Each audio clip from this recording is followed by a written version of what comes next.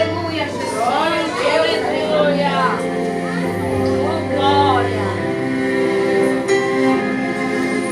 Adore, mesmo em meio a lutar, além de contemplar você, o Senhor te escuta. Louve, mesmo que o vento assopre o seu rosto, causando sofrimento. Glorifique, exalte o Deus que não te esquece, com providência desce hoje pra te ajudar. Eita, meu Deus, que maravilha! Ele tem chave de madeira que abre porta de água, a vitória deságua hoje, irmão, do seu lar. Olha Deus resolvendo o impossível, multidões estão gritando terrível. Isso não é coisa pra nenhum local, é só Deus que faz o sobrenatural. Quando entra na batalha é só pra ganhar, e se ele for na outro tem que se levantar. Não importa quantos dias, mas que ele morreu, eu já disse que isso é coisa pra Deus.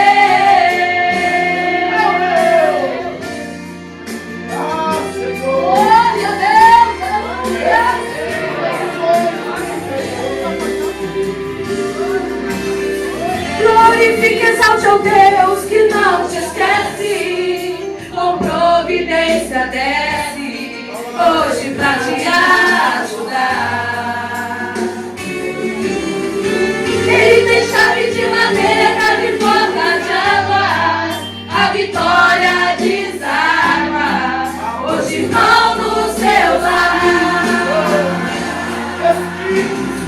Olha Deus resolvendo o impossível, multidões estão gritando, isso é incrível. Isso não é coisa pra nenhum local, é só Deus que faz o sobrenatural.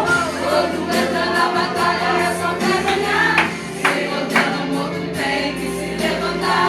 Não importa quantos dias, mas que ele morreu, eu já disse que isso é coisa pra Deus. Olha Deus resolvendo o impossível, multidões estão gritando, isso é incrível. Isso não é coisa pra nenhum local, é só Deus que faz o sobrenatural. Quando entra na batalha é só pra ganhar, se ele ordena o morto tem que se levantar. Não importa quantos dias, mas que ele morreu, eu já disse que isso é coisa pra Deus. Isso é coisa pra Deus. Meu Deus! Aleluia.